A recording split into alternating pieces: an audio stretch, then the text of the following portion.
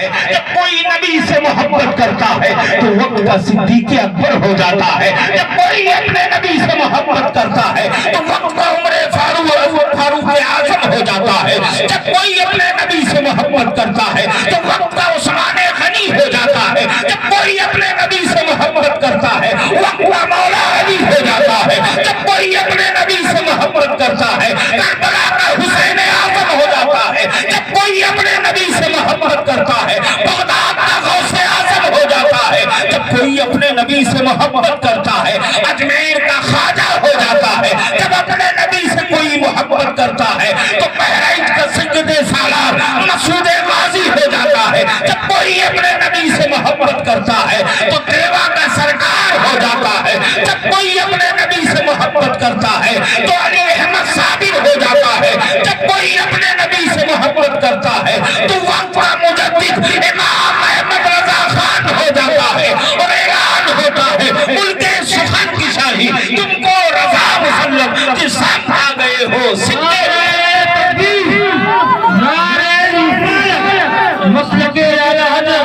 الحمدللہ رب العالمین والصلاة والسلام علی من کان نبی آدم بین الماء والطین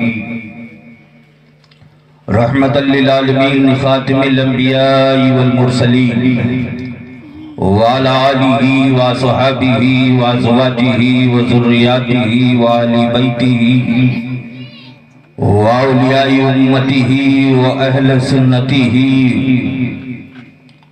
اجمعین. اما بعد فاعوذ باللہ من الشیطان الرجیم بسم اللہ الرحمن الرحیم. قال اللہ تعالی فی القرآن المجید والفرقان الحمید النبی اولا بالمؤمنین من انفسهم صدق اللہ العلی العظیم وبلغنا رسولہ النبی الامین المتین المبین المعین الکریم ونحن على ذلك لمن الشاهدين والشاكرين والحمد لله رب العالمين.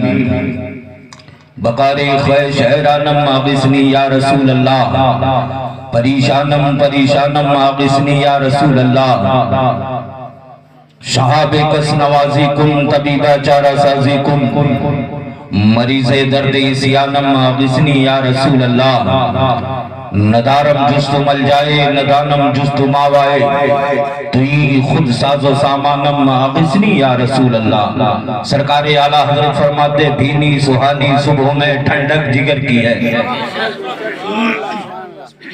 بھینی سہانی صبح میں ٹھنڈک جگر کی ہے اور کلیاں کھلی دلوں کی ہوائیں کدھر کی ہے. اور طیبہ میں مر کے ٹھنڈے چلے جاؤ آنکھیں بند طیبہ میں مر کے ٹھنڈے چلے جاؤ آنکھیں بند سیدھی سڑک یہ شہر شفاعت نگر کی ہے. سیدھی سڑک یہ شہر شفاعت نگر کی ہے. اور مانگیں گے مانگے جائیں گے منہ مانگی پائیں گے. مانگیں گے مانگے جائیں گے منہ مانگی پائیں گے. سرکار میں نہ لا ہے نہ حاجت اگر کی ہے. آئیے سب سے پہلے ہم اور آپ مل کر اپنے اور سارے جہان کے مرکز عقیدت گنبد خضرا میں آرام فرمانے والے آقا کی بارگاہ میں اپنی غلامی کا ثبوت پیش کریں اور پڑھیں بآواز بلند اللہم صلی علی سیدنا و مولانا محمد و بارک وسلم صلاۃ و سلام علیکہ یا رسول اللہ صلی اللہ علیہ وسلم. ایک بار اور نبی اور آل نبی کی بارگاہ میں درود شریف پڑھ لیں. اللہم صلی علی سیدنا و مولانا محمد مادن الجود والکرم والہ الکرام ابنہ الکریم مبارک وسلم. صلاۃ و سلام علیکہ یا رسول اللہ وسلم علیکہ یا حبیب اللہ صلی اللہ علیہ وسلم. حضرات آپ بسونا میں بیٹھے ہوئے ہیں لیکن میرے نبی دیکھ رہے ہیں. آپ سبحان اللہ کہہ رہے ہیں میرے نبی سن رہے ہیں. آپ ذکر خیر کر رہے ہیں میرے نبی دیکھ رہے ہیں. آپ کے اٹھنے کو میرے نبی دیکھ رہے ہیں. آپ کے بیٹھنے کو میرے نبی دیکھ رہے ہیں. آپ کے چلنے کو میرے نبی دیکھ رہے ہیں. آپ گھر میں بیٹھ کر کے کھانا کھاتے ہیں میرے نبی دیکھ رہے ہیں. حضرات قسم خدا کی ہماری زندگی کو بھی میرے نبی دیکھ رہے ہیں. ہماری بندگی کو بھی میرے نبی دیکھ رہے ہیں. ہمارے ذکر کو بھی میرے نبی دیکھ رہے ہیں. اسی لیے کہنے کہنے والے نے کہا تھا اللہ نے محبوب کو علم دیا ہے، اللہ نے محبوب کو علم دیا ہے، رہتے ہیں مدینے میں زمانے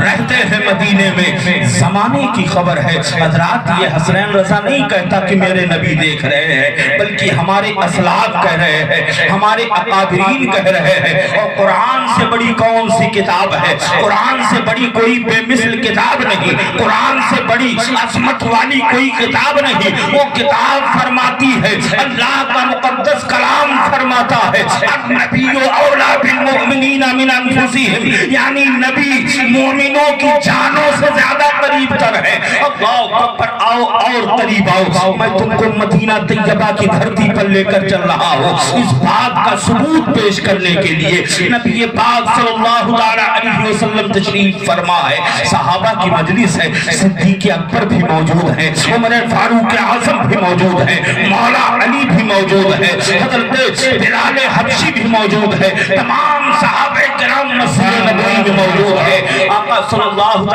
علیہ وسلم حضرت بلال سے فرماتے ہیں، اے بلال بتاؤ کون سا عمل کرتے ہو، کون سا ایسا کام کرتے ہو، کون سا ایسا نیک عمل کرتے ہو جس کی بنیاد پر تمہارا جنت میں بڑا عالیشان محل ہے۔ اللہ اکبر، حضرت بلال حبشی عرض کرتے ہیں یا رسول اللہ، جب میں نماز پڑھتا ہوں میرا آقا دیکھتا ہے، جب میں تسبیح پڑھتا ہوں میرا آقا دیکھتا ہے، جب میں ذکر خیر کرتا ہوں میرا آقا دیکھتا ہے، میرے چلنے کو، میرے اٹھنے کو، میرے بیٹھنے کو، میرے جاگنے کو، میرے سونے کو، میرے بولنے کو میرا نبی دیکھتا ہے۔ یا رسول اللہ، آپ سے کوئی چیز پردہ نہیں ہے، آپ جانتے ہیں میرے پاس کوئی ایسا عمل نہیں ہے جس کی بنیاد میں بلال کا جنت میں عالیشان محل ہو، میرے پاس کوئی عمل نہیں ہے، لیکن تیرا نبی، میرا نبی پکار کر کہتا بلال تم بتاؤ گے یا میں بتا دوں، بلال تم بتاؤ گے یا میں بتا دوں۔ حضرت بلال عرض کرتے یا رسول اللہ، جب عشاء کی اذان ہوتی ہے، اذان ہونے کے بعد آپ کے پیچھے نماز پڑھتا ہوں، نماز پڑھنے کے بعد میں اپنے گھر میں پہنچتا ہوں، اپنی چہار دیوالی کے اندر پہنچ کر کے جو روکھا سوکھا ملتا ہے اس کو کھا لیتا ہوں، اور کھانے کے بعد اپنے بسترے پر جاتا ہوں، تھوڑی دیر آرام کرتا ہوں، سوتا نہیں ہوں، تھوڑی دیر آرام کرنے کے بعد پھر یعنی اپنے بسترے سے اٹھتا ہوں، اپنے مکان کی چہار دیواری کے اندر ٹہلتا ہوں، اور ٹہلنے کے بعد کھلے آسمان کے نیچے مولا کی بارگاہ میں ہاتھ اٹھا کر کے دعا کرتا ہوں، اور دعا کرنے کے بعد پھر اپنے بسترے پر جاتا ہوں، تھوڑی دیر آرام کرتا ہوں، آرام کرنے کے بعد پھر یعنی سوتا نہیں، پھر اپنے مکان کی چہار دیواری کے اندر ٹہلتا ہوں، اور ٹہلنے کے بعد پھر کھلے آسمان کے نیچے مولا کی بارگاہ میں دعا کرتا ہوں۔ اللہ اکبر، حضرت بلال حبشی عرض کرتے ہیں یا رسول اللہ، اسی طریقے سے پوری رات گزر جاتی ہے، یہی عمل کرتا ہوں۔ اللہ اکبر، پیارے آقا مسکراتے ہیں، وہ مسکرائے جان سی کلیوں میں پڑ گئی، وہ مسکرائے جان سی کلیوں میں پڑ گئی، اور وہ لب گشا ہوئے تو گلستہ بنا دیا، وہ لب گشا ہوئے تو گلستہ بنا دیا۔ آقا مسکراتے فرماتے بلال یہ تم نے بتا دیا کہ میں گھر پہ پہنچتا ہوں، جو روکھا سوکھا ملتا ہے اس کو کھا لیتا ہوں، اور کھانے کے بعد اپنے بسترے پر پہنچتا ہوں، تھوڑی دیر آرام کرتا ہوں، سوتا نہیں ہوں، اپنے مکان کی چہار دیواری کے اندر ٹہلتا ہوں، کھلے آسمان کے نیچے دعا کرتا ہوں، اور یہی کرتے کرتے پوری رات گزر جاتی ہے۔ اے بلال تم نے تو یہ بتا دیا لیکن یہ نہیں بتایا کہ کون سی دعا کرتے ہو۔ حضرت بلال عرض کرتے ہیں یا رسول اللہ، کوئی اور دعا نہیں کرتا ہوں بلکہ دعا صرف یہی کرتا ہوں، اے پروردگار عالم جتنی جلدی ہو سکے صبح نمودار فرما دے، میں مسجد نبوی میں پہنچوں، اور مسجد نبوی میں پہنچ کر کے اذان پڑھوں، اور مصطفیٰ جان رحمت کے پیچھے فجر کی نماز پڑھوں، میری عبادت بھی ہو جائے اور چہرہ مصطفیٰ کی زیارت بھی ہو جائے۔ کیا کہیں؟ نعرہ تکبیر، نعرہ رسالت، مسلک اعلی حضرت، نعرہ تکبیر، نعرہ رسالت، کیا کہیں؟ ماشاءاللہ۔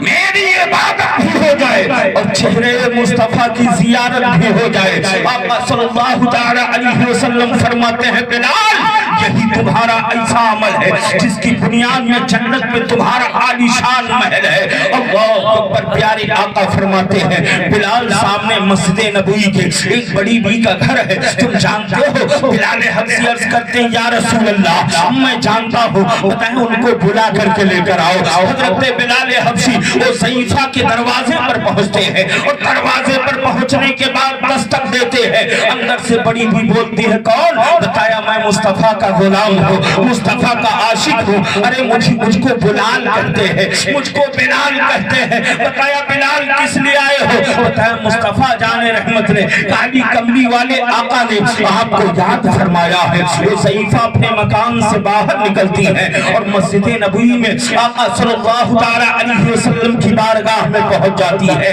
میرے بھائی یہ اس وقت کی بات ہے جب عورتوں کا مسجد میں جانا جائز تھا، آج مسجدوں میں عورتوں کا جانا جائز نہیں ہے۔ اللہ اکبر۔ وہ ضعیفہ مسجد نبوی میں مصطفیٰ جان رحمت کی بارگاہ میں پہنچتی ہے، آقا صلی اللہ تعالی علیہ وسلم کی بارگاہ میں سلام پیش کرتی ہے۔ آقا صلی اللہ تعالی علیہ وسلم سلام کا جواب دیتے ہیں۔ آقا سے حضرت نبی اعظم صلی اللہ تعالی علیہ وسلم سے وہ ضعیفہ عرض کرتی یا رسول اللہ آپ نے مجھ کو یاد فرمایا۔ یعنی آقا فرماتے ہاں بڑی بھی میں نے تم کو یاد کیا ہے۔ بتایا حضور حکم فرمائے۔ پیارے آقا فرماتے ہیں اے بڑی بھی کون سا عمل کرتی ہو جس کی بنیاد پر میں نے بلال حبشی کے جنت میں محل کے بغل میں تمہارا محل دیکھا ہے، کون سا عمل کرتی ہو؟ اللہ اکبر۔ وہ ضعیفہ عرض کرتی ہے یا رسول اللہ میرے پاس کوئی عمل نہیں ہے، میرے پاس کوئی نیکی نہیں ہے، میرے پاس کوئی ایسا اچھا عمل نہیں ہے جس کی بنیاد پر جنت میں بلال حبشی کے بغل میں میرا محل ہو۔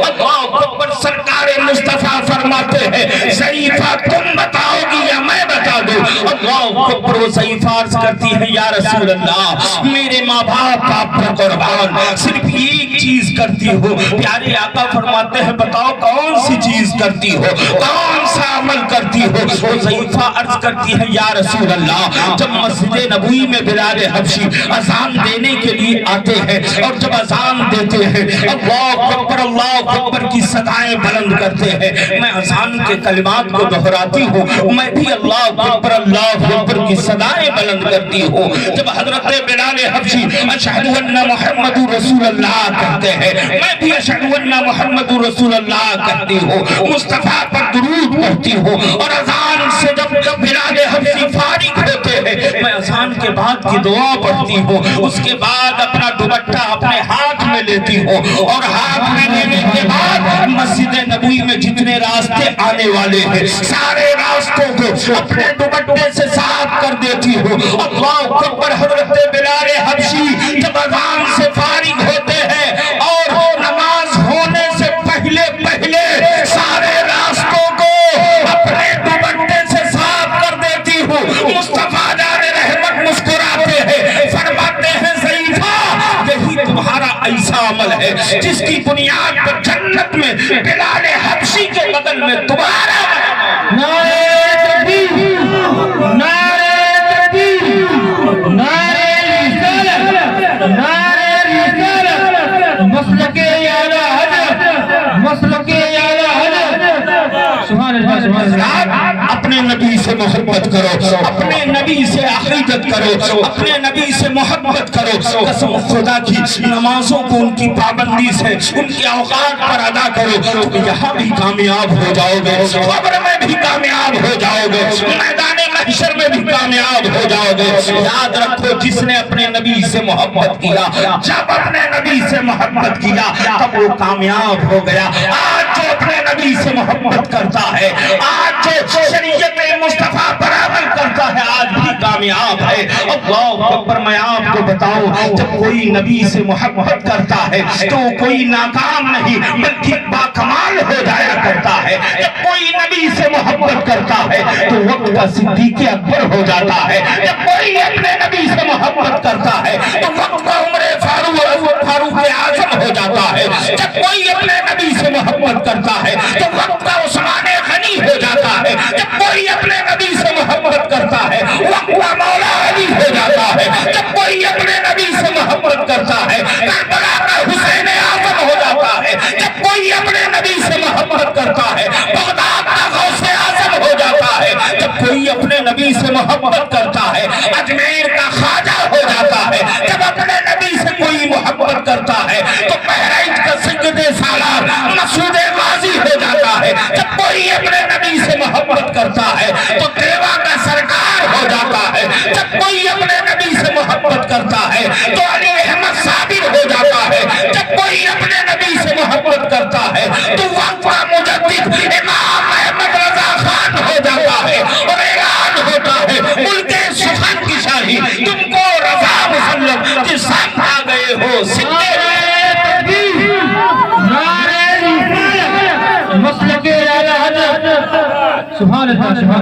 اپنے نبی سے محبت کرو. جب تم اپنے نبی سے محبت کرو گے تو سمجھ لو اپنے اسلاف کے طور و طریقے پر عمل کر رہے ہو. جب تم نمازوں کی پابندی کرو گے تو سمجھ لو اپنے اکابرین کے نقش قدم پر عمل کر رہے ہو. یہ میں نہیں کہتا بلکہ ہمارے اکابرین خود فرماتے ہیں. آپ کو معلوم ہے جب کوئی نبی سے محبت کرتا ہے تو ایرا گیرا نہیں بلکہ کرن کا رہنے والا ویسے کرنی ہو جاتا ہے. مدینہ کا بلال ہو جاتا ہے. جب کوئی اپنے نبی سے محبت کرتا ہے تو ایرا گیرا ایرو گیرو نتھو خیرو نہیں بلکہ کہیں کوئی جامی ہو جاتا ہے. آپ کو معلوم ہے حضرت جامی کی محبت نبی سے کیسی محبت تھی. نبی کی محبت میں ہر وقت وہ نعت لکھا کرتے تھے اور نعت لکھ کر کے جب مصطفیٰ جان رحمت کی بارگاہ میں پہنچتے تھے تو قبر انور سے آواز آتی تھی جامی جامی آئے ہو. جامی نعت سناتے بارگاہ رسالت مام میں مصطفیٰ جان رحمت کی قبر انور پر نعت پڑھتے صلاۃ و سلام پیش کرتے. پھر اس کے بعد جب جانے لگتے پھر قبر انور سے آواز آتی جامی جانا پھر آنا جامی جانا پھر آنا. مصطفیٰ کی قبر سے آواز آ رہی ہے آقا کی قبر انور سے آواز آ رہی ہے. جب جامی روضہ مصطفیٰ سے نکلتے ہیں تو آواز آتی ہے جامی جانا پھر آنا. آپ چلے آتے ہیں اور پھر جب مصطفیٰ جان رحمت کی بارگاہ میں دوسری مرتبہ حج کی سعادت حاصل ہوتی ہے اور مدینہ طیبہ کی دھرتی پر پہنچتے ہیں. آقا صلی اللہ تعالی علیہ وسلم کی بارگاہ میں پہنچتے ہیں صلاۃ و سلام پیش کرتے ہیں نعت نبی کی پڑھتے ہیں اور نعت پڑھنے کے بعد صلاۃ و سلام پیش کرنے کے بعد جب قبر انور سے مزار طیبہ سے باہر نکلنے لگتے ہیں پھر قبر سے آواز آتی ہے جامی جانا پھر آنا. بولو نا بھائی کب بولو بولو سبحان اللہ. آواز آتی ہے جامی جانا پھر آنا. لیکن جب تیسری مرتبہ حضرت جامی حج کرنے کے لیے پہنچتے ہیں اور پھر اس کے بعد میں مدینہ طیبہ کی جب حاضری ہوتی ہے نبی کی بارگاہ میں نعت پڑھتے ہیں آقا صلی اللہ علیہ وسلم کی بارگاہ میں صلاۃ و سلام پیش کرتے ہیں اور جب روضہ مصطفیٰ سے باہر نکلنے لگتے ہیں تو قبر انور سے آواز آتی ہے جامی جانا خوش رہنا جامی جانا خوش رہنا. حضرت جامی کی آنکھوں سے آنسو رواں دواں ہو جاتے ہیں. ساون اور بھادوں کے طریقے سے حضرت جامی کے آنسو نکلنا شروع ہو جاتے ہیں کہ جب میں مصطفیٰ جان رحمت کی بارگاہ میں حاضری دیتا تھا اور حاضری دینے کے بعد جب باہر نکلنے لگتا تھا تو قبر انور سے آواز آتی تھی جامی جانا پھر آنا. لیکن اب آواز آئی ہے جامی جانا خوش رہنا. آپ گھر پہ پہنچتے ہیں اور گھر پہ پہنچنے کے بعد بہت روتے ہیں. نبی کا عشق جب آپ کی دلوں میں امنگیں مارتا ہے قسم خدا کی آپ بہت روتے ہیں اور نبی کی شان میں نعت لکھنا شروع کر دیتے ہیں اور نعت لکھ کر کے جب نعت کو پوری کر لیتے ہیں دھیرے دھیرے کافی عرصہ گزر جاتا ہے.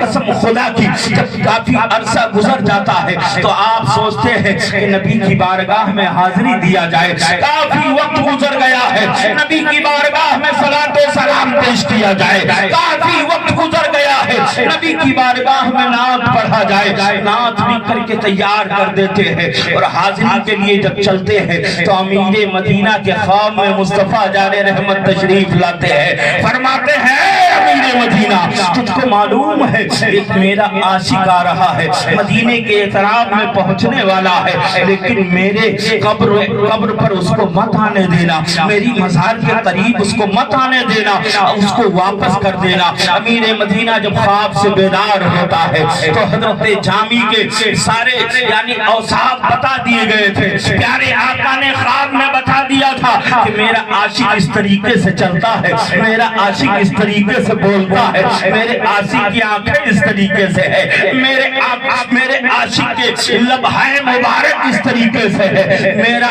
عاشق اس طریقے سے بولتا ہے، اس طریقے سے قدم رکھتا ہے، میرے آقا نے سارے اوصاف بیان کر دیے تھے۔ حضرت جامی کو امیر مدینہ پکڑ لیتا ہے اور کہتا ہے تم نہیں جا سکتے، مصطفیٰ کی بارگاہ میں تم حاضر نہیں ہو سکتے، تم واپس جاؤ۔ حضرت جامی واپس چلے آتے ہیں اور سوچتے ہیں کس یعنی چیز کی ہم کو سزا دی جا رہی ہے، مصطفیٰ جان رحمت کے روزے پر کیوں نہیں جانے دیا جا رہا ہے۔ اللہ اکبر، پھر تیاری کرتے ہیں اور تیاری اس طریقے سے کرتے ہیں، تاریخ بتاتی ہے کہ لکے چھپے مدینہ طیبہ کی دھرتی پر پہنچنا چاہتے ہیں، جب لیکن مدینہ کے احترام میں پہنچتے ہیں، امیر مدینہ کے خواب میں پیارے آقا تشریف لاتے ہیں کہ میرا عاشق اب کی بار چھپ کے آ رہا ہے، اس کو آنے مت دینا، اس کو قریب آنے مت دینا، مدینہ طیبہ کی دھرتی پر اس کو حاضر مت ہونے دینا۔ اللہ اکبر، حضرت جامی کو پھر پکڑ لیا جاتا ہے اور واپس کر دیا جاتا ہے۔ اللہ اکبر، میں آپ کو بتانا چاہتا ہوں تیسری مرتبہ حضرت جامی ایک صندوق میں لکڑی کے پیر کھو کر کے چلتے ہیں کہ اب تو کوئی نہیں سمجھ پائے گا کہ جامی کہاں جا رہا ہے، کیسی محبت تھی، یہ تمہاری بھی محبت ہے، نبی کی محفل میں بیٹھے ہو، زبان ہل نہیں رہی ہے، زبان سے سبحان اللہ نہیں نکل رہا ہے، لیکن حضرت جامی کی محبت دیکھو، صندوق کے اندر پیر کھو کر کے مصطفیٰ کی بارگاہ میں حاضر ہونا چاہتے ہیں۔ قسم خدا کی، جب مدینے کے احترام میں پہنچے، امیر مدینہ کے خان میں پیارے آقا تشریف لاتے ہیں، فرماتے ہیں اے امیر مدینہ تجھ کو معلوم ہے میرا عاشق مدینہ طیبہ کی قریب پہنچ چکا ہے اور ہمارے بارگاہ میں حاضر ہونے والا ہے، جہاں مل جائے اس کو روک لیا جائے۔ امیر مدینہ حضرت جامی کو پکڑ لیتا ہے، تیسری مرتبہ تھا، اور پھر اس کے بعد میں قید خانے کے اندر آپ کو ڈال دیا جاتا ہے، جب قید خانے کے اندر ڈال دیا جاتا ہے، جیل میں حضرت جامی کو ڈال دیا جاتا ہے۔ اللہ اکبر، پھر پیارے آقا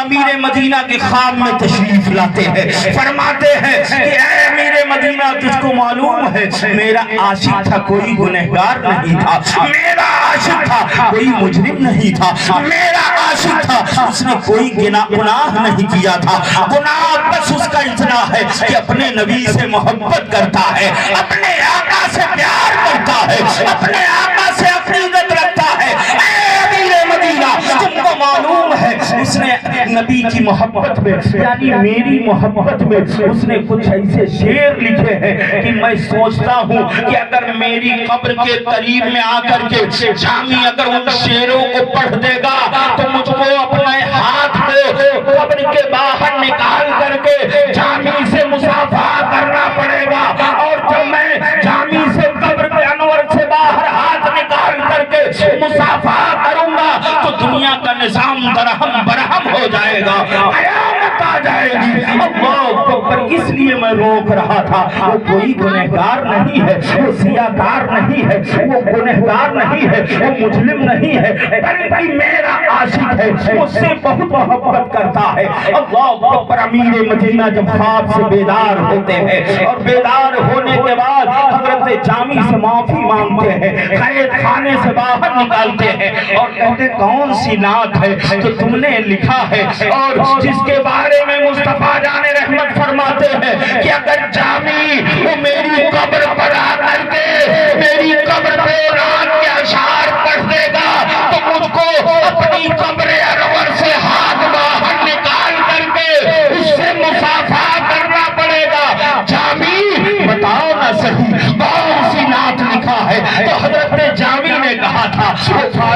شیر ہے تنم فرسودہ چاپارا کے ہجرا یا رسول اللہ تنم فرسودہ چاپارا کے ہجرا یا رسول اللہ دلم پسپردہ آوارا زیسیا یا رسول اللہ جسوئے من گزراری منے مسکین زناداری جسوئے من گزراری منے مسکین زناداری فدائے نقش نارے ندگرم جا یا رسول اللہ جو بازوئے شفاعت راہ کشائی پر گنہگارا جو بازوئے شفاعت راہ کشائی پر گنہگارا مکن محروم جامیرہ درا یا رسول اللہ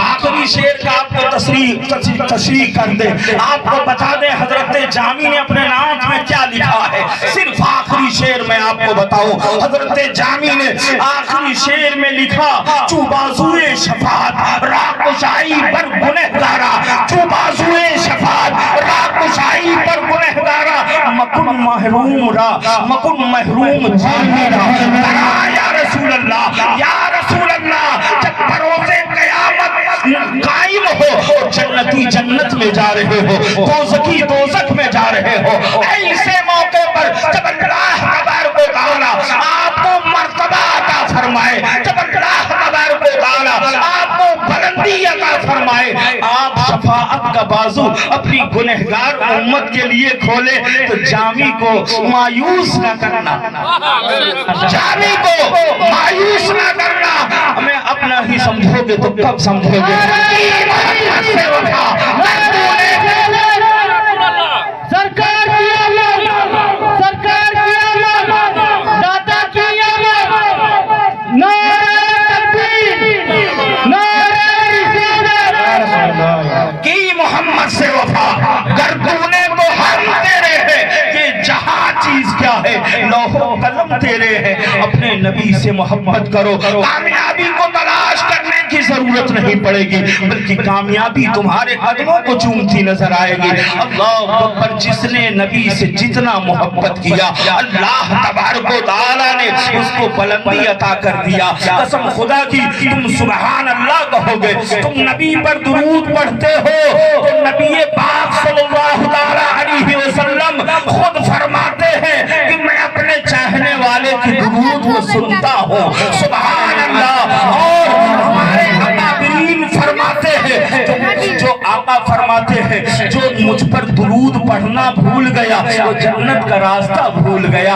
اللہ اکبر میں آپ کو بتاؤں ایک بزرگ ہے جن کا نام حضرت امام محمد بن سلیمان الجزولی ہے بڑے پائے کے بزرگ ہیں اللہ اکبر وہ امام جزولی ایسے ہیں جو اللہ کے ولی ہیں اللہ کے برگزیدہ بندے ہیں ایک بار جا رہے تھے اور سفر پر نکل لے اور ایک ریگستان علاقے میں پہنچ گئے ظہر کی نماز کا وقت ہو گیا اللہ اکبر آپ سوچ رہے پانی کہیں مل جائے جس سے میں اپنی پیاس بجھا لوں وضو کر لوں اور نماز ظہر ادا کر لوں لیکن نماز ظہر کے لیے دھیرے دھیرے وقت نکلا جا رہا تھا لیکن پانی نہیں مل رہا ہے اور پانی آپ نے سوچا اگر پانی مل جائے تو زیادہ بہتر ہے تلاش بسیار کے بعد ایک کنویں کے قریب پہنچتے ہیں دیکھا کہ پانی موجود ہے لیکن جو پہلے کے لوگ ہیں جانتے ہیں کنویں سے پانی نکالنے کے لیے رسی اور ڈول کی ضرورت پڑتی ہے بالٹی کی ضرورت پڑتی ہے رسری کی ضرورت پڑتی ہے نا بھائی لیکن جب حضرت امام محمد بن سلیمان الجزولی کنویں کے پاس پہنچتے ہیں سوچتے ہیں کاش اگر میرے پاس رسی ہوتی ڈول ہوتا تو پانی نکل جاتا قریب میں پہنچ کر کے سوچ رہے ہیں لیکن قریب ہی میں کچھ لوگوں کا گھر تھا اللہ اکبر وہاں سے ایک ننھی بچی امام محمد بن سلیمان الجزولی امام جزولی خود فرماتے ہیں کہ 6-7 سال کی بچی تھی وہ دوڑتے ہوئی قریب آئی میں نے دیکھا تھا کہ یعنی بچی آ گئی ہے، ہو سکتا ہے اگر کوئی مدد ہو جائے گی تو زیادہ بہتر ہے، لیکن وہ بچی قریب آئی، پوچھا کیا کر رہے ہیں چچا جان؟ بتایا کہ نماز ظہر کے لیے وضو کرنا تھا، پانی تو سامنے موجود ہے لیکن کوئی چیز پانی نکالنے کے لیے نہیں ہے۔ اللہ اکبر۔ امام محمد بن سلیمان الجزولی سے وہ 5-7 سال کی بچی پوچھتی ہے کہ چچا جان آپ کا نام کیا ہے؟ بتایا مجھ کو لوگ امام محمد بن سلیمان الجزولی کے نام سے جانتے ہیں۔ بتایا امام جزولی آپ ہی کا نام ہے؟ بتایا ہاں امام جزولی میرا ہی نام ہے۔ اللہ اکبر، اللہ اکبر۔ وہ بچی 7 سال کی بچی کہتی ہے چچا جان آپ کو بھی کنویں سے پانی نکالنے کے لیے رسی اور ڈول کی ضرورت پڑتی ہے، آپ کو بھی کنویں سے پانی نکالنے کے لیے رسی اور ڈول کی ضرورت پڑتی ہے۔ حضرت امام جزولی اس بچی کے چہرے کو دیکھتے ہیں اور کہتے بیٹی کیا بغیر رسی اور ڈول کے بھی پانی نکل جاتا ہے؟ بتایا ہاں ہاں چچا جان اور کوئی نہیں نکال سکتا، لیکن آپ اگر چاہیں تو بغیر رسی ڈول کے بھی پانی نکال سکتے ہیں۔ بتایا وہ کیسے؟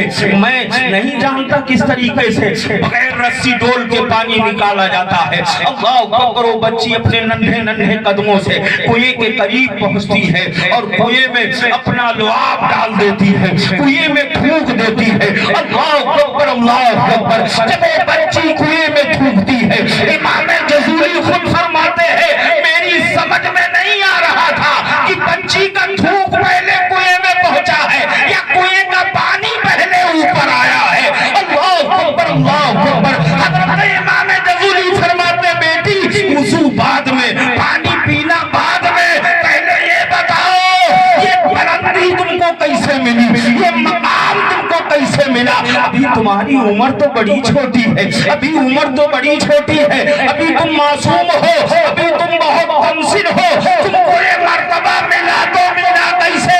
وہ بچی 7 سال کی کہتی ہے کہ امام صاحب آپ کو معلوم نہیں ہے، آپ چاہتے تو پانی نکال سکتے تھے۔ بتایا وہ ساری باتیں بعد میں، پہلے یہ بتا تجھ کو یہ بلندی یہ مقام کیسے ملا؟ اللہ اکبر۔ وہ بچی عرض کرتی ہے کہ امام صاحب، امام جزولی چچا جان جب میری ماں کھانا پکاتی ہے تو کھانا پکاتے مصطفیٰ پر تمام درود پڑھتی ہے، جب کھانا نکالنے کے لیے چلتی ہے تو مصطفیٰ پر درود پڑھتی ہے، جب بسترا بچھاتی ہے تو مصطفیٰ پر درود پڑھتی ہے، جب کھانا پکاتی ہے مصطفیٰ پر درود پڑھتی ہے۔ میری ماں اٹھتے بیٹھتے سوتے جاگتے نبی پر درود پڑھتی ہے۔ میں نے دیکھا کہ میری ماں اٹھتے بیٹھتے درود پڑھتی ہے تو میں نے سوچا میں بھی اس عمل کو اپنا لوں، میں نے بھی اپنا لیا۔ یہ کسی اور چیز کی برکت نہیں ہے، درود کی برکت ہے کہ اگر میں کنویں میں تھوک دیتی ہوں کنویں کا پانی باہر آ نعرہ تکبیر، نعرہ تکبیر، نعرہ رسالت، نعرہ رسالت، انقلاب نبی، جذبہ انقلاب نبی۔ یاد رکھو اپنے نبی سے محبت کرو۔ خود نبی فرماتے ہیں یہ ہمارے باپ کی بات نہیں ہے بلکہ رسول پاک فرماتے ہیں، بخاری شریف جلد نمبر 1 صفحہ نمبر 14، آقا فرماتے ہیں انس قال قال رسول اللہ صلی اللہ تعالی علیہ وسلم لا یؤمن احدکم حتی اکون احب الیہ من والدہ وولدہ والناس اجمعین۔ بخاری شریف صفحہ نمبر 14 پہ آقا فرماتے ہیں کہ تم اس وقت تک مومن کامل نہیں ہو سکتے جب تک اپنے ماں باپ سے زیادہ، اپنے اقارب سے زیادہ مجھ سے محبت نہیں کرتے۔ جب تم سب سے زیادہ مجھ سے محبت کرو گے تبھی تم مومن کامل بن پاؤ گے، تبھی تم مومن کامل بن پاؤ گے۔ آج انسان سوچتا ہے کہ یہ 2 روپیہ کی کھٹیا بتاسا لے کر کے ہم فاتحہ کروا دیں گے ہم کامیاب ہو جائیں گے، ایسا نہیں ہے، بلکہ میرے نبی سے محبت کرو، میرے نبی سے عقیدت کرو، نمازوں کو ان کی پابندی کے ساتھ ادا کرو، مسجدوں کو سونی نہ رکھا کرو، کیونکہ اللہ کے نبی فرماتے ہیں کل بروز قیامت قیامت یہ مسجدیں تمہارے لیے سفارش کا سامان بنیں گی، بروز قیامت تمہارے لیے سفارش کریں گی۔ اے پروردگار عالم، بھلا بندے نے میری بارگاہ میں سر جھکایا تھا، تیری بارگاہ میں آ کر کے سجدے کیا تھا، وہ زمین گواہی دے گی، اور جب زمین گواہی دے گی پروردگار عالم کا دریائے رحمت جوش مارے گا، فرمائے گا رب تبارک و تعالیٰ اے فرشتوں گواہ ہو جاؤ، میں نے اس کے سارے گناہوں کو معاف اپنے نبی سے محبت کرو، اپنے نبی سے عقیدت رکھو، کامیابی تمہارے قدموں کو چومتی نظر آئے گی، کامیابی کو تم کو تلاش کرنے کی ضرورت نہیں پڑے گی، بلکہ کامیابی کی ساری حدیں قسم خدا کی تم پار کر جاؤ گے۔ میرے ملت کے نوجوانوں، ہمارے اسلاف کا طریقہ تھا کہ نمازوں کی بھی پابندی کرتے تھے، اللہ اور اس کے رسول سے محبت بھی کرتے تھے۔ میں آپ کو بتاؤں، آج آپ سے اگر درود پڑھنے کو کہا جائے تو آپ نہیں پڑھ سکتے، آپ سے کلمہ پڑھنے کو کہا جائے تو آپ کی زبان بند ہو جاتی ہے۔ حضرات یاد رکھو کہ نبی کے عشق میں، نبی کی محبت میں خوب نبی پر درود پڑھا کرو۔ نبی سے محبت کا تقاضا یہی ہے کہ نبی کے اوپر درود پڑھا جائے، نبی سے محبت اس طریقے سے کیا جائے کہ میرا آقا دیکھے تو کہے ہاں ہاں میرا عاشق بسونا کی دھرتی سے مجھ پر درود پڑھ رہا ہے، میرا عاشق مجھ سے اس طریقے سے محبت کا صلہ، محبت کا حق ادا کر رہا ہے۔ حضرات نبی سے محبت کرنا بڑے کمال کی بات ہے۔ میں آپ کو بتاؤں بس ایک بات، اس کے بعد ایک بات اور کروں گا، صلاۃ و سلام نبی پاک صلی اللہ علیہ وسلم سے کیسی محبت کرتے تھے، اس طریقے سے محبت کرتے تھے کہ سر کٹنے کی پرواہ نہیں کرتے تھے، جان جانے کی پرواہ نہیں کرتے تھے۔ میں آپ کو بتاؤں نبی پاک صلی اللہ علیہ وسلم کی بارگاہ میں ایک شخص خط بھیجتا ہے جس کو دنیا مسلمہ کذاب کے نام سے جانتی ہے، مسلمہ کذاب خط بھیجتا ہے نبی پاک صلی اللہ علیہ وسلم کی بارگاہ میں، اور خط میں لکھا ہوا تھا کہ اے محمد عربی، آدھے عرب کے آپ نبی بن جائیں، معاذ اللہ، آدھے عرب کا میں نبی بن جاؤں، اور یا تو ایسا وعدہ کر لیجئے کہ آپ کی دنیا سے رخصت ہو جانے کے بعد نبوت میری طرف پلٹے، معاذ اللہ، بولیے معاذ اللہ۔ سرکار مدینہ صلی اللہ علیہ وسلم فرماتے ہیں مسلمہ کذاب تجھ کو معلوم ہے اللہ تبارک و تعالیٰ نے مجھ کو قرآن جیسی کتاب کو دیا ہے، مجھ کو پروردگار عالم نے کلمہ دیا ہے، لا الہ الا اللہ محمد رسول اللہ صلی اللہ علیہ وسلم۔ مسلمہ کذاب تجھ کو معلوم ہے اب میرے بعد نہ کوئی نبی آئے گا، نہ میرے بعد کوئی رسول آئے گا، میرے بعد نبوت کا دروازہ بند ہو چکا ہے۔ اللہ اکبر، اللہ اکبر۔ مسلمہ کذاب کہ خط کے جواب میں پیارے آقا لکھتے ہیں مسلمہ کذاب تو جھوٹا ہے، تو جھوٹا ہے، تو فریبی ہے، اور خط ہاتھ میں لیتے ہیں، اعلان فرماتے ہیں میرے صحابہ کون یہ خط لے کر کے مسلمہ کذاب کے پاس جائے گا؟ تاریخ بتاتی ہے کہ ایک دو صحابی نہیں تھے بلکہ 1400 صحابیوں کا مجمع تھا۔ کتنے صحابیوں کا؟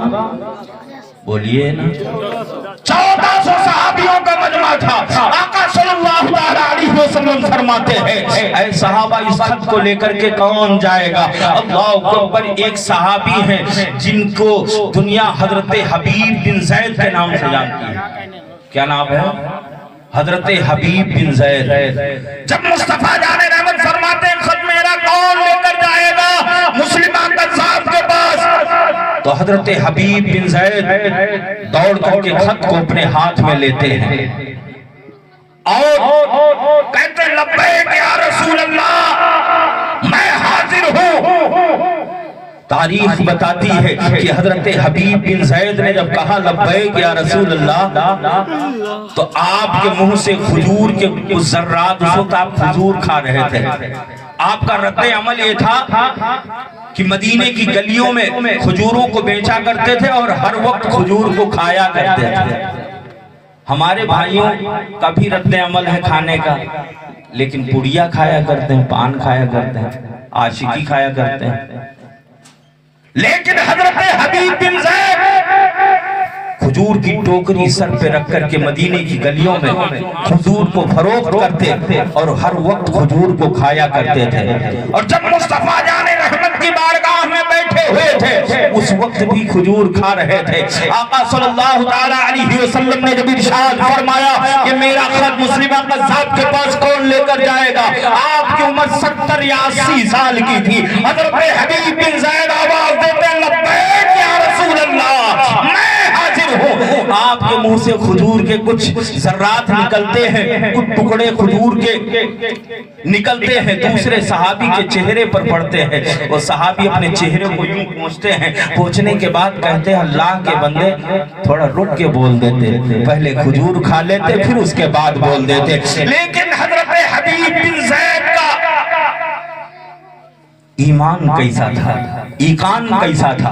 حضرت حبیب بن زید فرماتے ہیں اے میرے نبی کے صحابی تم کو معلوم ہے میں نے جلدی اس لیے کیا ہے کہیں ایسا نہ ہو پیارے آقا میری جگہ پر کسی دوسرے کی ڈیوٹی منتخب فرما دے، کسی دوسرے کی ڈیوٹی منتخب فرما دے، اس لیے میں نے لبیک یا رسول اللہ جلدی کہہ دیا.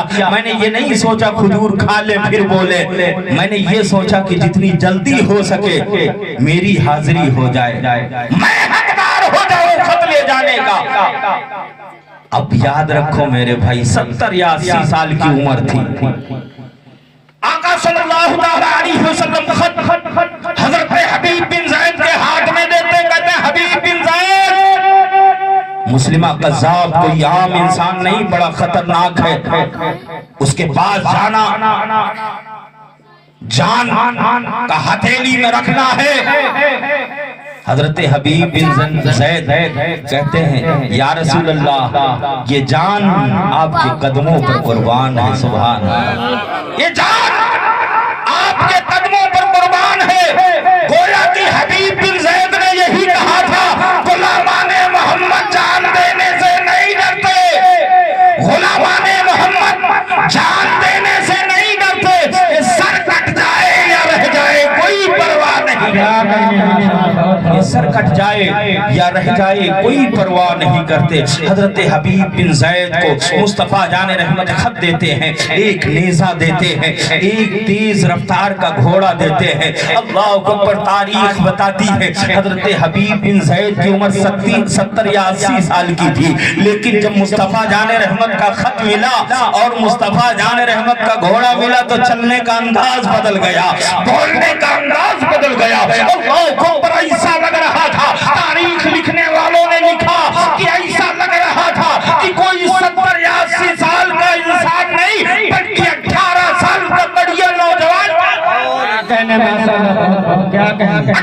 سال کا بڑھیا نوجوان جا رہا ہے. اللہ اکبر، چلنے کا انداز بدل گیا، بولنے کا انداز بدل گیا. اللہ اکبر، تاریخ بتاتی ہے گھوڑے کو ایڑ لگاتے ہیں اور مصطفیٰ جان رحمت کا خط لے کر کے مسلمہ قذاب کے پاس پہنچتے ہیں. اس کا دربار سجا ہوا تھا اور پہلے کے جو بادشاہ ہوا کرتے تھے وہ خط کو اپنے آپ نہیں پڑھا کرتے تھے بلکہ خط پڑھنے والے دوسرے لوگ موجود ہوا کرتے تھے. مسلمہ قذاب نے پوچھا کون ہو؟ بتایا تم کو معلوم نہیں ہے، تم کو ہمارے انداز دیکھ کر کے تم کو ہمارا یعنی چالو چلن دیکھ کر کے نہیں پہچان پائے میں کون ہوں. میں مصطفیٰ کا غلام ہوں، میں مصطفیٰ کا عاشق ہوں، مصطفیٰ کا جانثار ہوں. مجھ کو نہیں پہچان پایا. اللہ اکبر، نیزے کو زمین میں یوں گاڑتے ہیں اور گاڑنے کے بعد گھوڑے کو بالکل مسلمہ قذاب کے سامنے لے جا کر کے کھڑا کر دیتے ہیں. مسلمہ قذاب خط لیتا ہے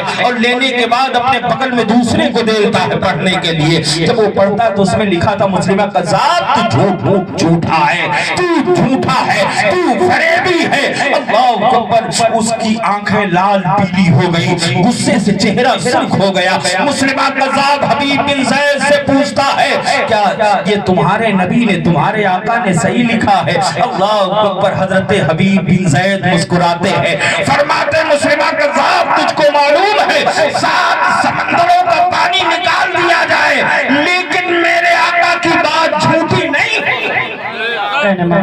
میرے آقا کی بات جھوٹی نہیں ہو سکتی ہے۔ اللہ اکبر، مسلمہ قذاب بھی غصے سے پوچھتا ہے حبیب بن زید تم کو معلوم ہے تمہارے پیچھے میرے سپاہی جو کھڑے ہیں وہ تلوار کو نیام سے باہر نکال کر کے ننگی تلوار لے کر کے کھڑے ہیں، تمہاری جان کو مار دیا جائے گا، تم کو معلوم ہے؟ حضرت حبیب بن زید نے بڑا اچھا جملہ کہا تھا، بتایا تھا اے مسلمہ قذاب تجھ کو معلوم ہے میرے اتنے سے 18 بچے ہیں۔ کتنے بچے ہیں؟ 18 بچے ہیں، بتایا چھوٹے سے بڑے تک، اے مسلمہ قذاب میرے 18 بچے ہیں، لیکن جب میں نے مصطفیٰ کا خط اپنے ہاتھ میں لیا تو اپنے بچوں کو مڑ کر کے نہیں دیکھا، تو اپنے سپاہیوں کی بات کر رہا ہے، مڑ کر دیکھ لو۔ اور اے مسلمہ قذاب تجھ کو معلوم ہونا چاہیے میری عمر 70 یا 80 سال کی ہے، میں نے بغداد اور قیصر و کسریٰ اور عرب کے ایک سے ایک بہادروں کی تلوار دیکھی ہے، میں نے ایک سے ایک معرکہ کیا ہے، اور تو تلوار کی بات کرتا ہے۔ اللہ اکبر، میرے نبی نے جو کہہ دیا وہی حق ہے، میرے نبی نے جو کہہ دیا وہی سچ ہے۔ اللہ اکبر، مسلمہ قذاب تلوار کو نیام سے باہر نکلتا ہے اور نکالنے کے بعد غصے سے آپ کے داہنے بازو پر وار کرتا ہے، آپ کا ہاتھ کٹ کر کے زمین پر گر جاتا ہے۔ حضرت حبیب بن زید مسکراتے ہیں۔ اللہ اکبر، مسلمہ قذاب بھی پوچھتا ہے کہ آپ کیا کہنا چاہتے ہو؟ تمہاری بات، تمہارے نبی کی بات صحیح ہے یا میری بات صحیح ہے؟ میں جھوٹا ہوں؟ اللہ اکبر، حضرت حبیب بن زید فرماتے ہیں اے مسلمہ قذاب تجھ کو معلوم ہے قیامت آ سکتی ہے لیکن میرے مصطفیٰ کی بات جھوٹی نہیں، قیامت آ سکتی ہے لیکن میرے آقا کی بات جھوٹی نہیں ہو سکتی ہے۔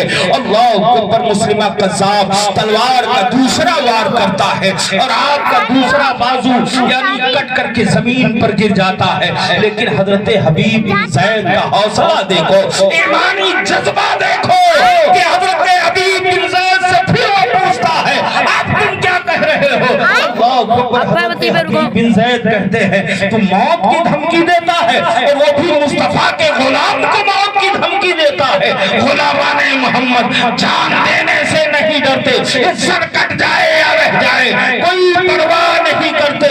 اللہ اکبر، مسلمہ قذاب تلوار کو نیام سے باہر نکال کر کے پھر ایک ایسا وار کرتا ہے کہ حضرت حبیب بن زید کا چاند پہن میں آ جاتا ہے، آپ کا سر تن سے جدا ہو جاتا ہے۔ اِنَّا لِلَّهِ وَإِنَّا إِلَيْهِ راجعون، قسم خدا کی محبت ہو تو ایسی ہو، نبی کے نام پر، اگر نبی کے ناموس پر اگر جان کی بازی لگانا پڑ جائے تو غلام اپنی جان کی بازی لگا دے۔